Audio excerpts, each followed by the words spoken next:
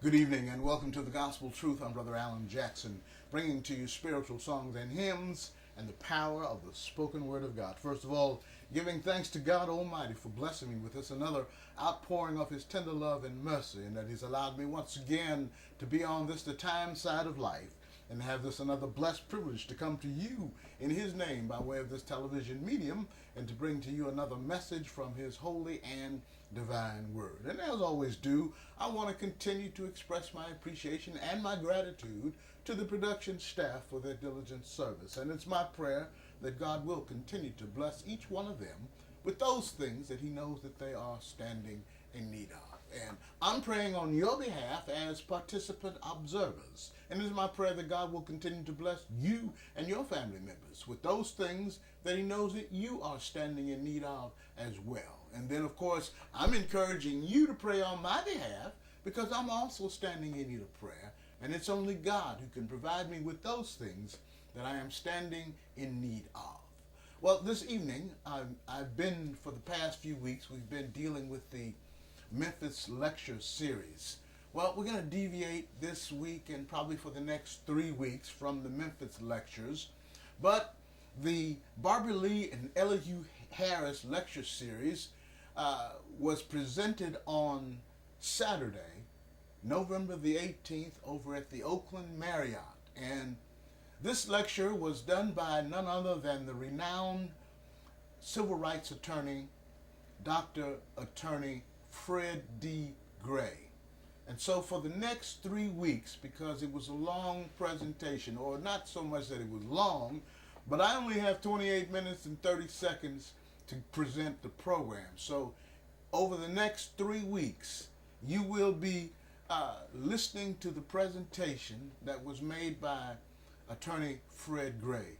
And in his presentation, he mapped out some strategies that we need to use based on what kind of strategies were used in the civil rights movement in the 60s. And some of you may know Brother Gray. That's right, he's my brother in Christ, and also a Church of Christ minister. So, we have a great bond, a great deal in common, along with the fact that he also graduated from the Nashville Christian Institute in Nashville, Tennessee, of which I also attended and had the opportunity to learn about Brother Fred while I was a student there, while he was doing his civil rights attorney work.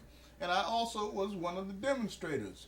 But he emphasizes how that young people played a very, very significant role in the civil rights movement of the 60s. And he was very impressed with the Martin Luther King Center for their efforts to continue to promote activities that will help us to move forward in our pursuit of civil rights and equal justice. He also emphasized how that women played a very, very significant role in the movement. So as you listen, make sure that you bring your young people in so that they can become aware of the Dr. Gray and his presentation and the work that he did. Of course, I guess one of the most famous things that he did, most people may be aware of, and that was the Montgomery bus boycott, in which they led that bus boycott and turned around the discrimination that had been transpiring. Of course, that brought forth Rosa Parks, who was arrested because she chose not to give up her seat for a white man. And so from that point forward, then that was history. Then, of course, Dr. King came forth as the spokesperson, and then he had some legal issues, and Dr. Attorney Gray took care of his matter. So I'm happy to say that we are associated by being mentored by the same man, Marshall Keeble, down in Nashville, Tennessee, at the Nashville Christian Institute. Now, at the end of the presentation that's being made, Attorney John Burris of Oakland will be conducting the Q&A session. So I encourage you to stay tuned for the next 3 weeks, and then I promise we'll get back to the lecture series because it's getting good. I'm telling you, it's better and better, and I know you're enjoying it because I certainly am, and I was there live when it was done, but it's just so good to hear it all over again. So without any further remarks, I'll be presenting to you Dr. Attorney Fred Gray, the renowned civil rights attorney, part 1. Member of Sigma Phi Phi fraternity, the Boule, and I know I have some members here tonight. But ladies and gentlemen, there is no other person alive today who has dedicated himself more to the cause of civil rights, were it not for Fred Gray.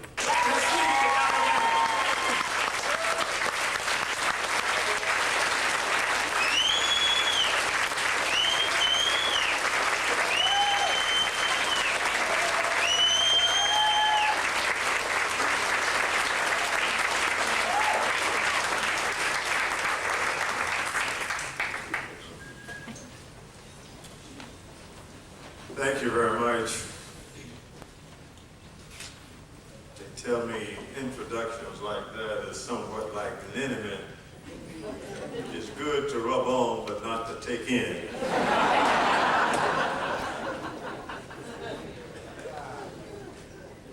To the moderator,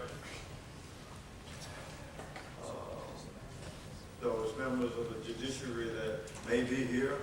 As a lawyer, you always have to remember about judges. To the persons who this series of lectures is named after.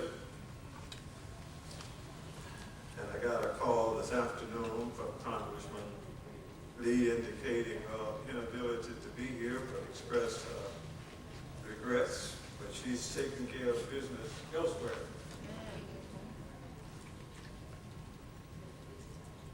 To the sponsors of this program and those of you who over the years have supported it, ladies and gentlemen, I want to thank my longtime friend,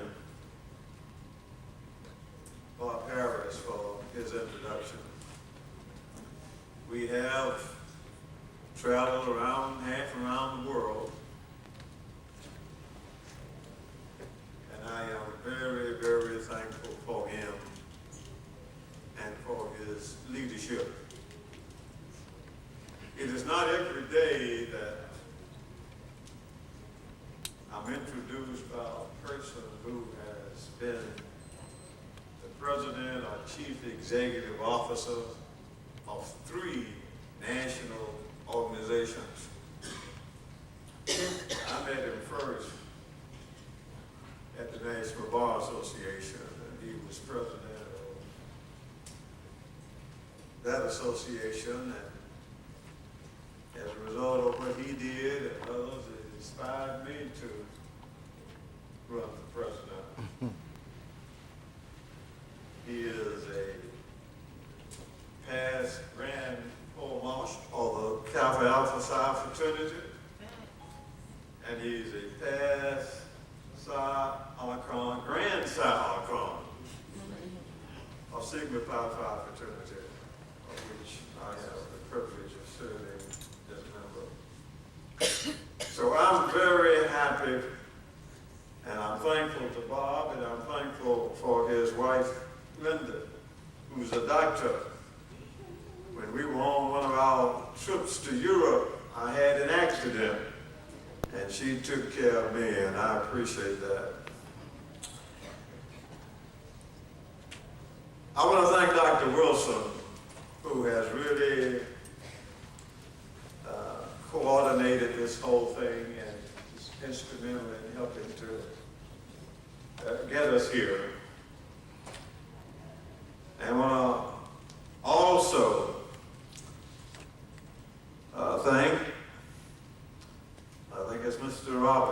work with him.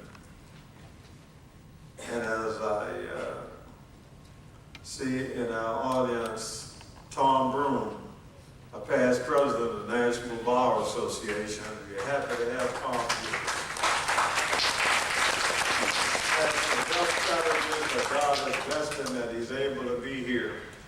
And I didn't know whether he was going to make it or not, so I called him this afternoon just in case, because he succeeded me as president of the National Bar Association, and we're very happy that he's here.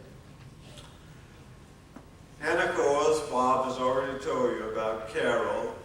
Both of us, these are second marriages for us.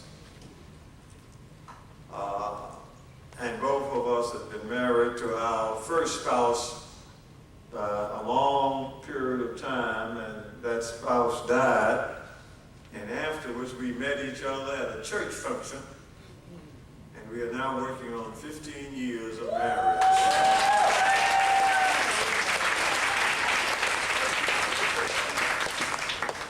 We also have another person, other persons in our audience, Dr.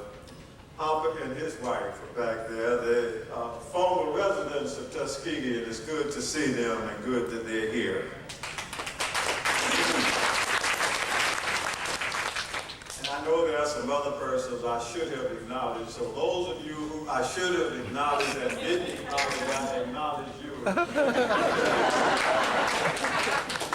And thankful for every one of you who have come this evening, because you could be spending your Saturday afternoon some other place, but you decided to come to listen to a lawyer from Tuskegee, Alabama. When I'm invited to speak to groups, and a week ago I was in Nashville, Tennessee, at Lipscomb University, a university that I sued, and a university that later conferred a doctor's degree on me, and a university that later decided to enter into a memorandum of understanding with me and do a lot of things to improve race relations. And this time last week, was attending an event where they had at that institution an academic program entitled Lipscomb Institute of Law, Justice, and Society. A year ago, for reasons best known to themselves, they decided to change the name to have a big dinner with about 500 people present, and initiated the Fred D. Gray Institute for Law, Justice, and Society.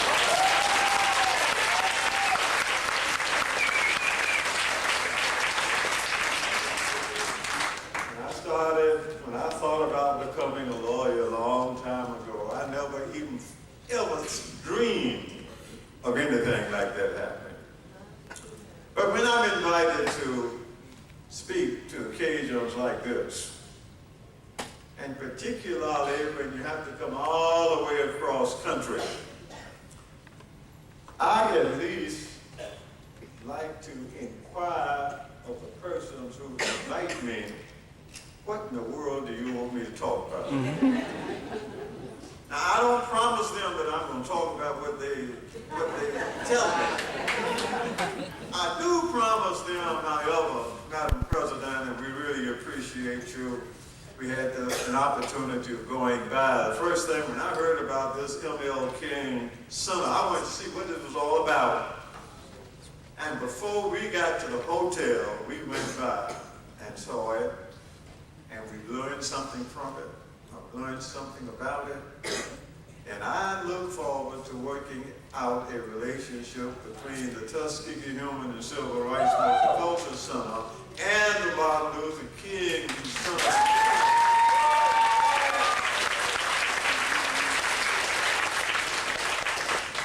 I even asked people, what do you want me to talk about?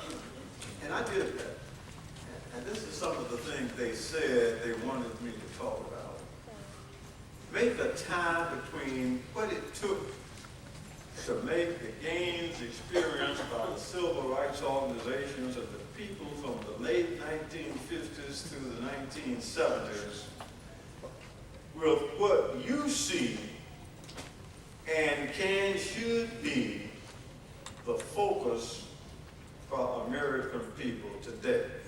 That was one thing they said they wanted. There's more. They would like for me to express my opinions as to why young people, particularly young lawyers and other professionals, should become actively involved in civil rights activities. That's another big item. There's more. Discuss the importance of civil rights in the 21st century. And then to put it all together, Dr. Wilson says, we are mindful that the election is 11 days after the election, and many will be seeking the answer to Dr. King's question, where do we go from here, as our community? Well, that's a big order.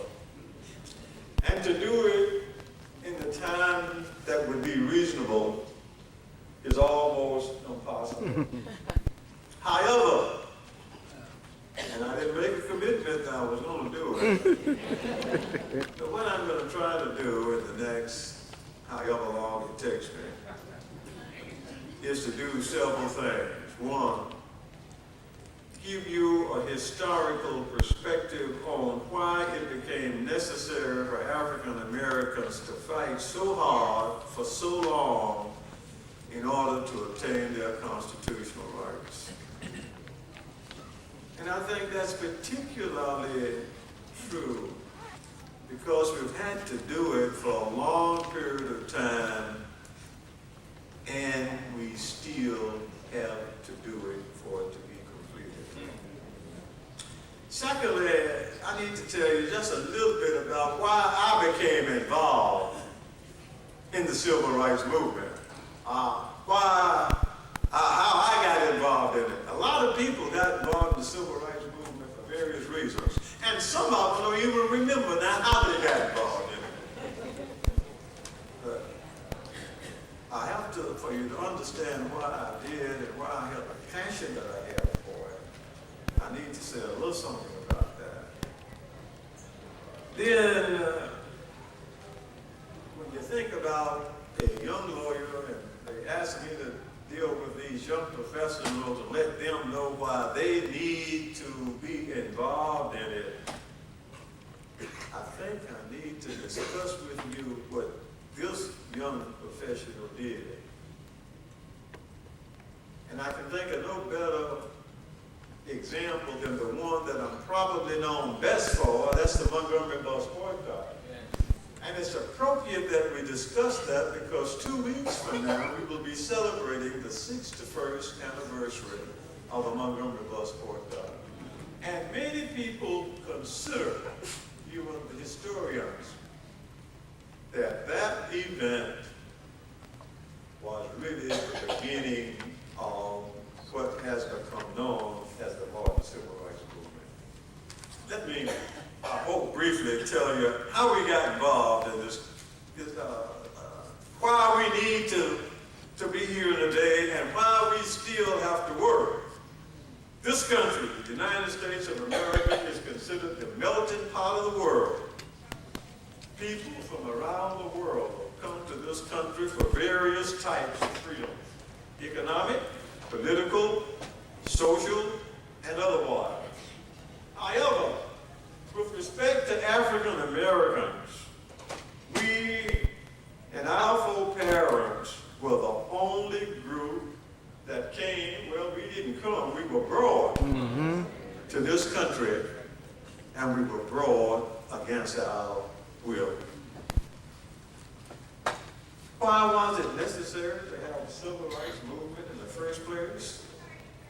if this country were true to its heritage, and if it, in fact, believed that when the Constitution was originally adopted, that all men are created equal, and as is stated therein, we the people of the United States of America, in order to form a more perfect union, there would have been no need for a civil rights movement, because all of the persons in the United States of America, including African Americans, would have been completely equal and free in the first place. But as we all know, that just didn't happen. As you know, or should know, we the people, in the preamble to the Constitution as originally written and as originally adopted, did not include people who look like me. The drafters of the Constitution and even the drafters of the Declaration of Rights and Grievances and the Declaration of Independence as originally adopted were not concerned about the rights of minorities, and certainly they weren't concerned about the rights of black people.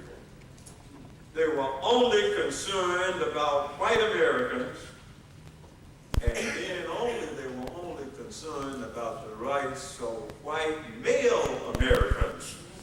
Even white females did not have the right to vote. And when I started practicing law in Alabama,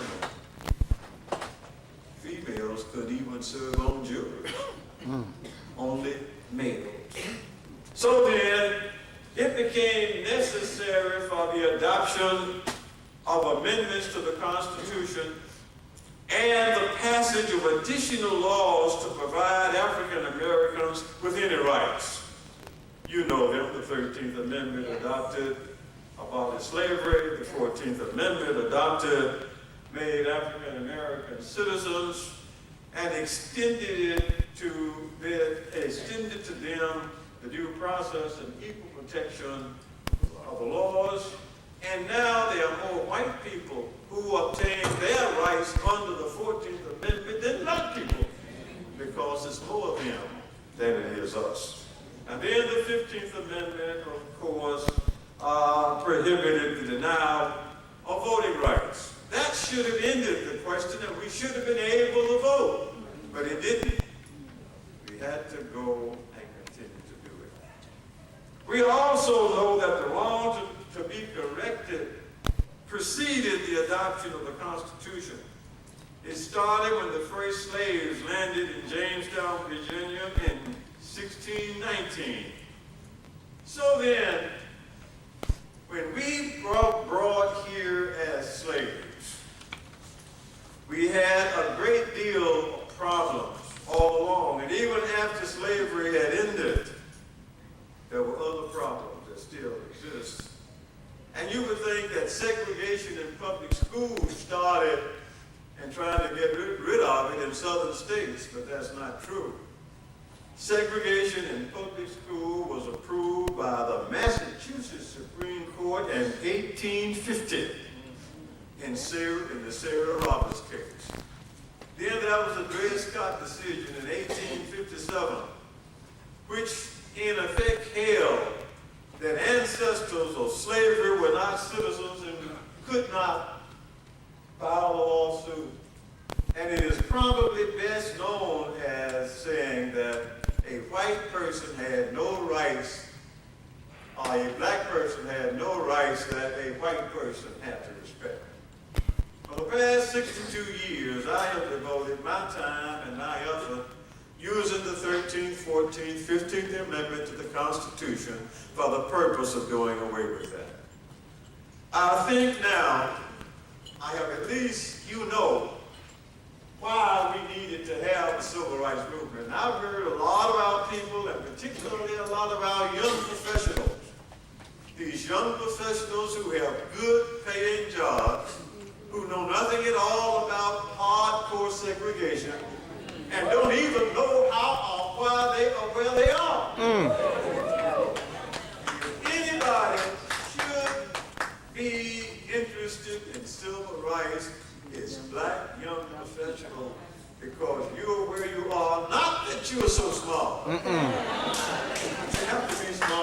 Yeah. but because somebody else Yes, sir. laid the foundation so that you will be able to have the benefits of it.